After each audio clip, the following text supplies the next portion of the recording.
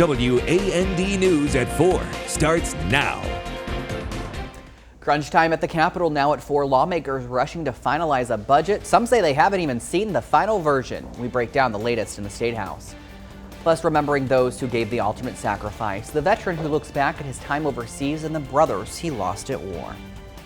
First at 4, the clock is ticking for lawmakers to pass a budget. Today is the last day of the spring legislative session. Dozens of bills are headed to the governor's desk, many still up in the air. WAND's Megan Whitlock is here now with a look at what's left, a look at the budget. A lot to do, Megan. Yeah, Chris, there were multiple big bills discussed during this session. The big one still being talked about, the state budget. As of right now, the budget is estimated to be in the $40 billion range. We spoke to lawmakers this afternoon who say the budget still has an amendment to be passed, and the budget implementation bill outlining how the budget is spent has not yet been filed. For Republican lawmakers like Chapin Rose, this is frustrating, especially since the budget needs to be passed by midnight. We can't tell you exactly what the final number will be, but it will be, at least in the mid 40 billions as a total. My point is that they're going to claim that they, have a deficit and they have no choice but to raise taxes to fill it, and that's just not true. They have $16 billion in money they didn't expect to have, and yet they're still claiming they're broke. Another big bill that passed the General Assembly is the redistricting maps. That bill sparked controversy with many Republicans calling the maps unfair. We talked to local representatives on the bill as well. That story ahead at 5. Tonight will be a long night for lawmakers. We will continue to track the status of the budget and bring you any breaking details both on air and online. For now in the studio, Megan Whitlock, WAND News. Megan, thank you. Some developing news now. Champaign City Council is set to vote on changing a street name to honor fallen officer Chris Oberheim. The street up for consideration is University Avenue between Neal and Chestnut Street. It would be named Honorary Christopher Oberheim Avenue. Oberheim died in a shootout earlier this month.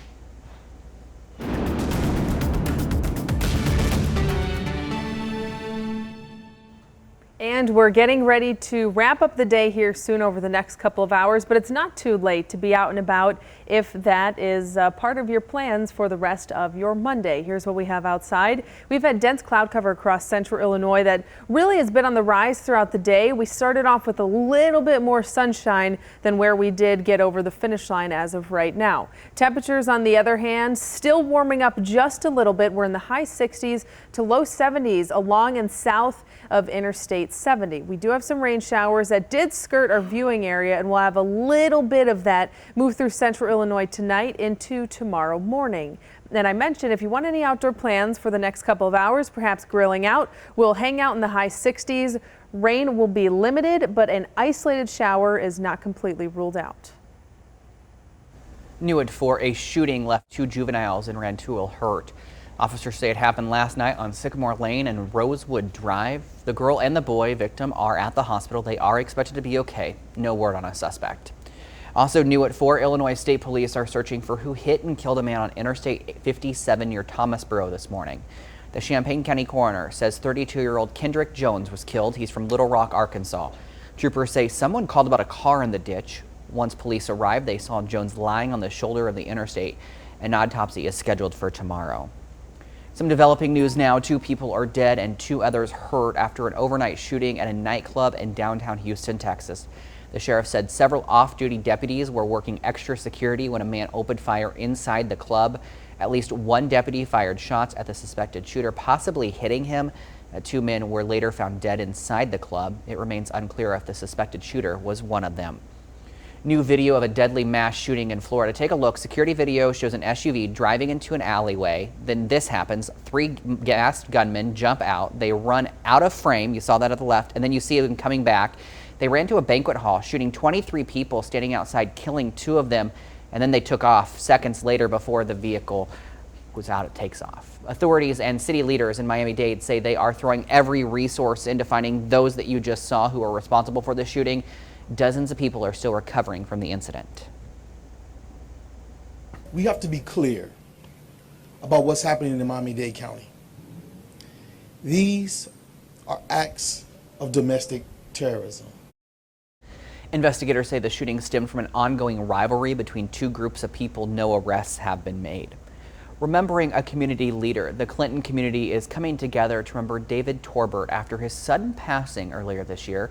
Torbert was heavily involved in the community, including serving as the youth program director at the YMCA.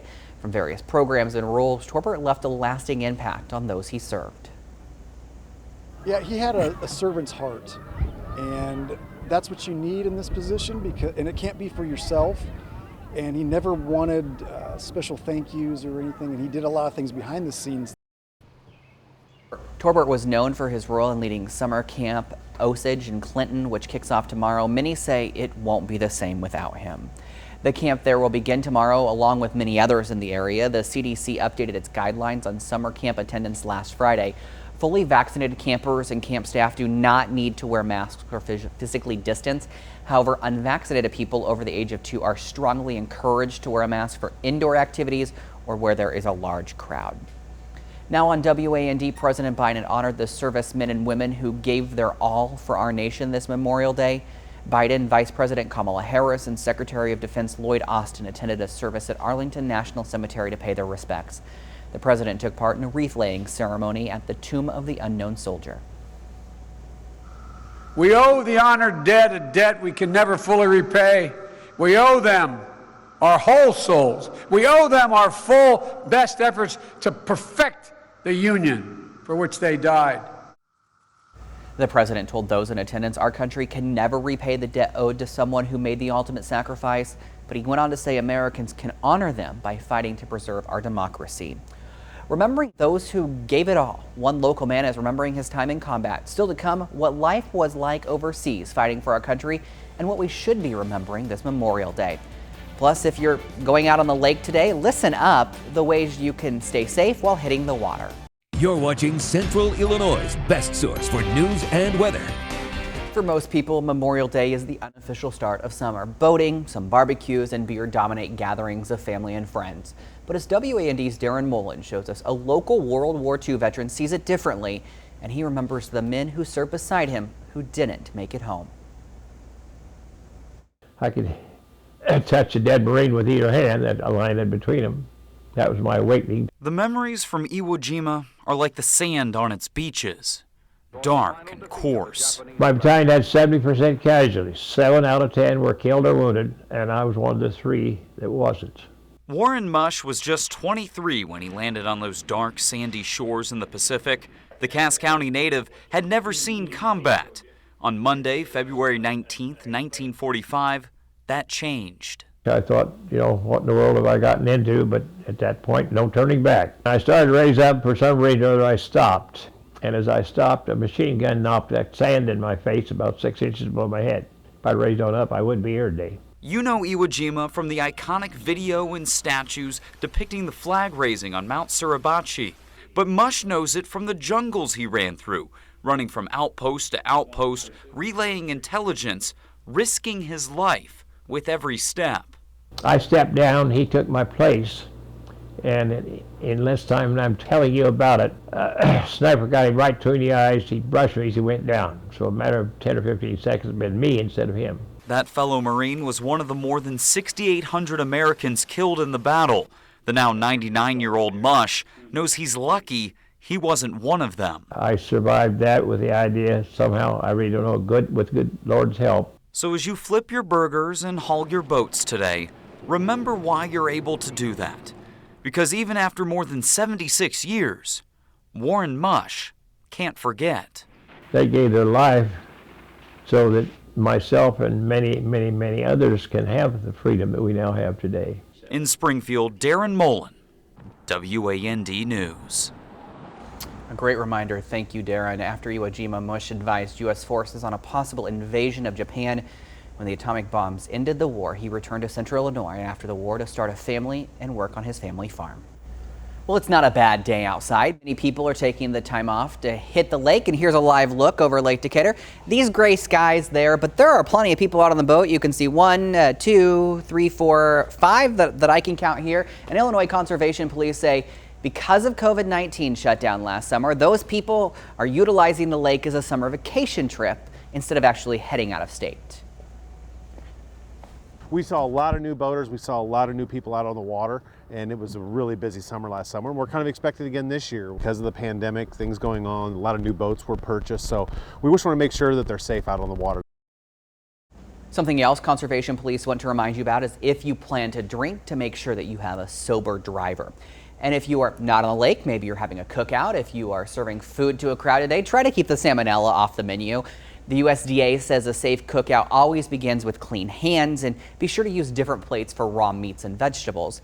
Use a meat thermometer to be sure food is cooked thoroughly, and refrigerate any leftovers within 2 hours.